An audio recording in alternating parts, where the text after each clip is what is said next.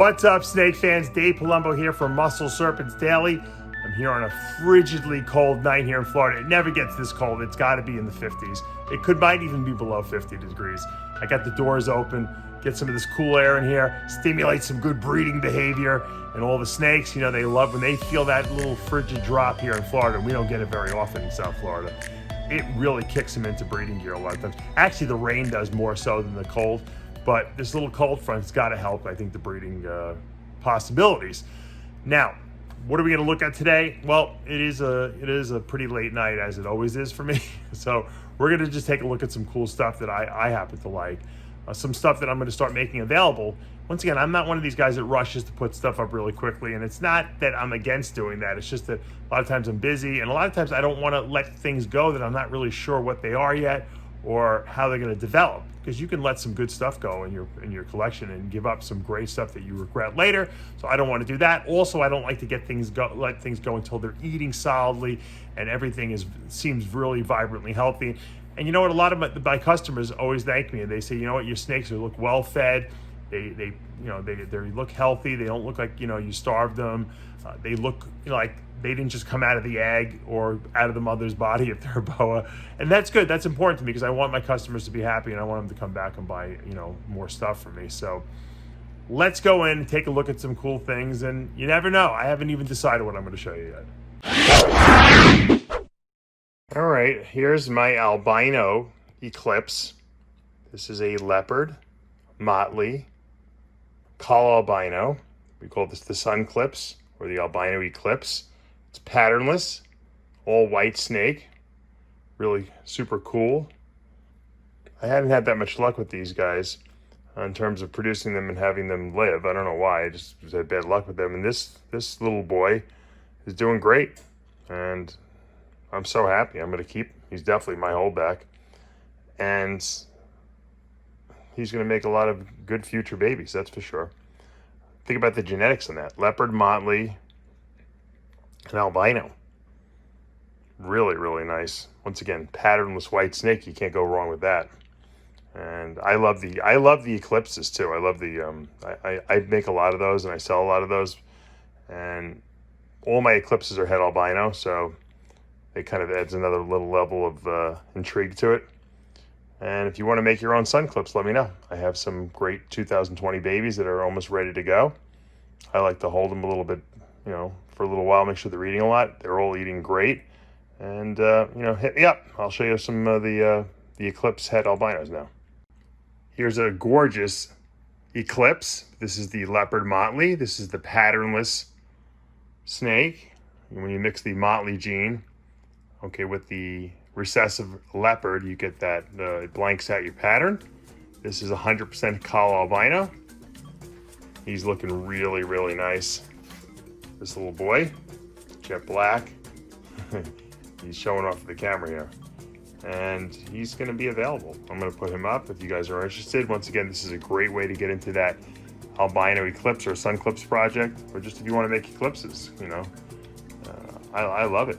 You know, I think this is one of the coolest boa morphs. These guys stay, you know, they're not, I wouldn't call them dwarfs, but they're certainly smaller than your average boa.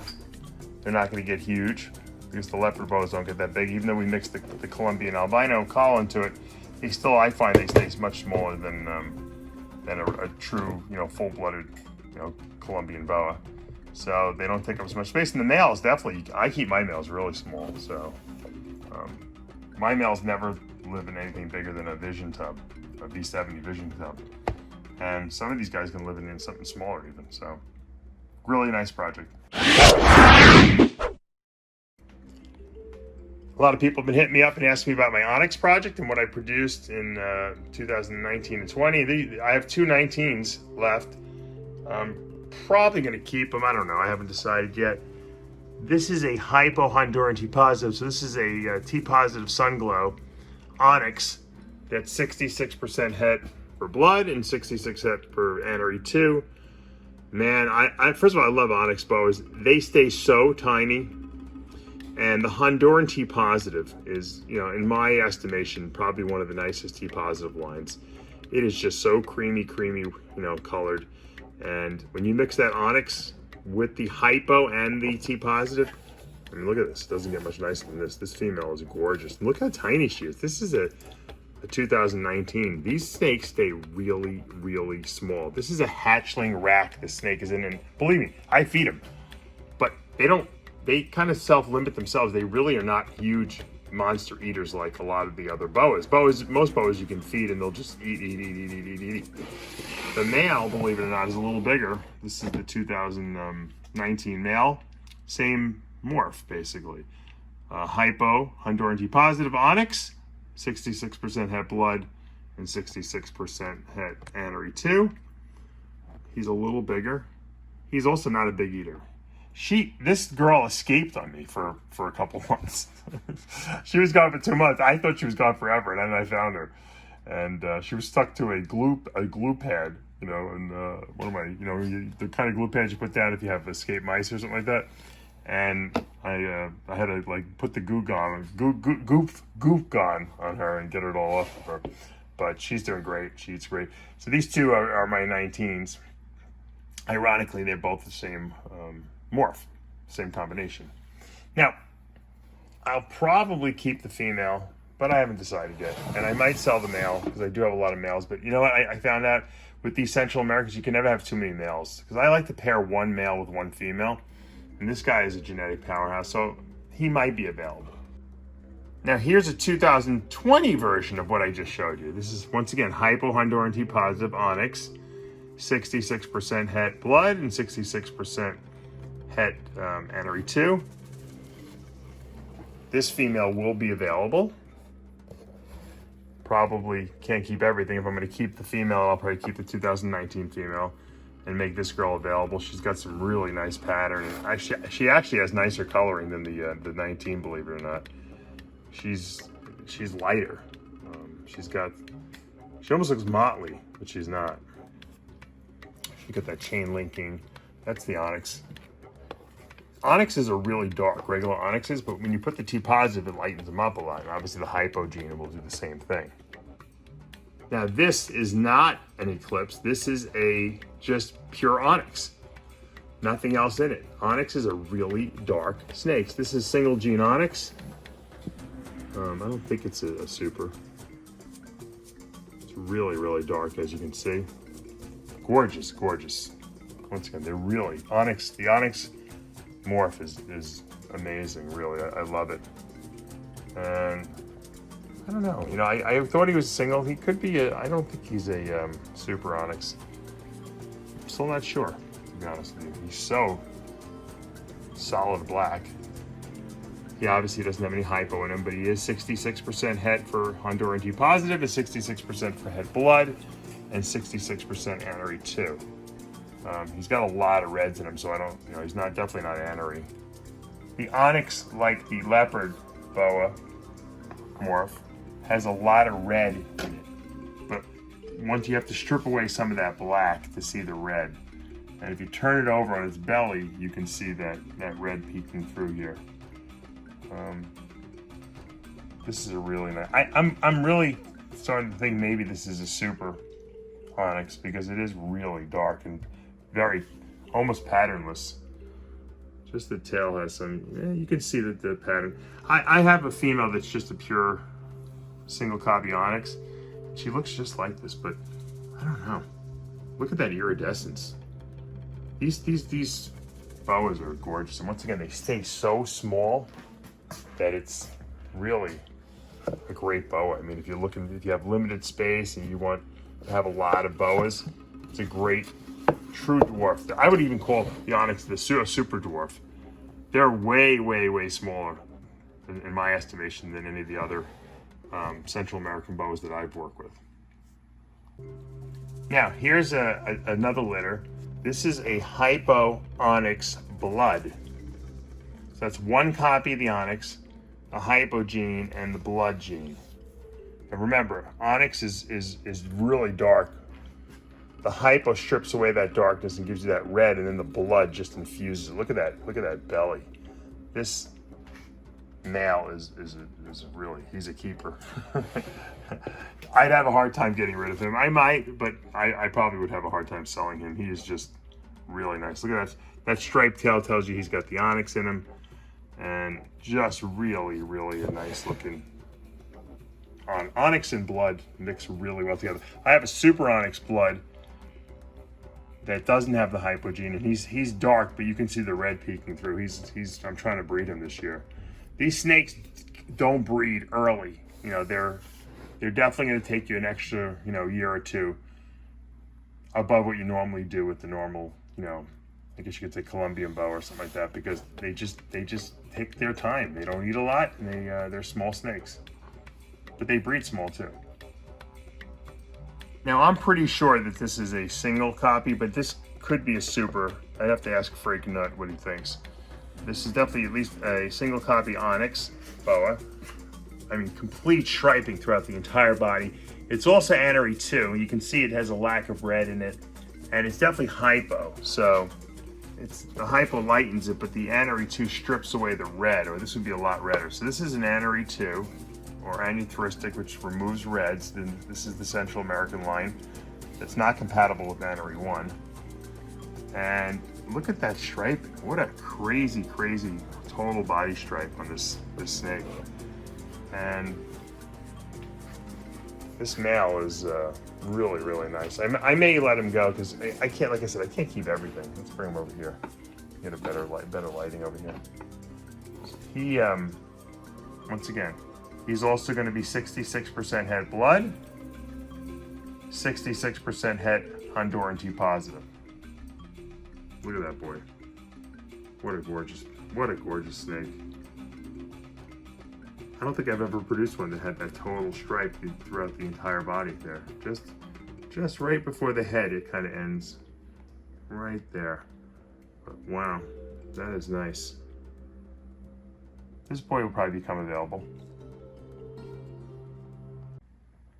Now I just pulled this female out of the water bowl, so she's not too happy. That's why she's wet. This is a super onyx for sure. You can see, you know, the lack of pattern, these little like swirly things going on. This is all the way super onyx. I don't think it has any other genes in it. It's 66% het blood, 66% Honduran T positive, 66% het anery 2. It is really red. When you turn it over, look at it. It's extremely, you know, extremely red. I'm not really sure. I wouldn't let this female go for any amount of money because I don't know what's in it, to be honest with you. For all I know, it could have blood in it. I don't think it's blood because I have a blood version of the Super Onyx blood. I don't think it has enough red, but you know what? These snakes, as they get older, they change. So I'm gonna hold her back for sure. But I wanted to show you what a definitive Super Onyx looks like, and you can see they're gorgeous. Once again, these snakes, this Onyx gene there's so much potential in this gene, and I imported these guys from Frank Nutt a couple years back, and I had to really just let them grow up, and I've been breeding them successfully the last couple of years now, and producing some cool stuff, and I'm actually going to be breeding some of the babies that I've produced now this year, hopefully, get some cool stuff as well.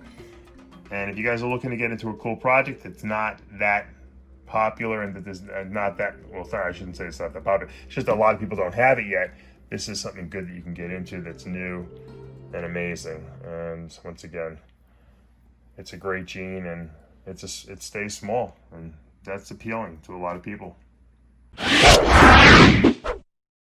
All right, guys, I hope you enjoyed today's little look into my collection and some of the stuff that I'm going to start posting online. Some cool projects, the Eclipse Project, the Albino Eclipse Project, and then, of course, the Onyx Boa. The retic people call the super dwarfs, retics, the smallest ones. I truly believe that the Onyx Boa is a super dwarf boa. They're the smallest ones that I've worked with. There are other, small Central American boas, but these onyxes are really, they're not big eaters. They're small snakes. They look super cool. They got some really unique, markings, and they're dark snakes with a lot of red undercoat. That's something that I really like, because when you throw that hypo gene, when you throw that T positive genes in there, and you strip away a little bit of that melanin, you have vibrantly red snakes that are not going to get big, but are boas and act like boas, and they're really cool. And once you get them up to breeding age, they breed well. You know, they don't produce a lot of babies, I find, but they produce big, healthy babies. It's weird because you would think that, you know, a small dwarf snake would produce small babies, but they produce bigger babies than the Colombians. They're just not as many. You might get a litter of 6 or 8 or something like that, whereas the Colombians can produce, you know, 15, 20, 30 babies, you know, more. But they're always small. I always find the Colombians are smaller, but these Central Americans, at least the Onyx boas, are big babies, and that makes it easier, to get them going, and you don't have to worry about they're being so fragile.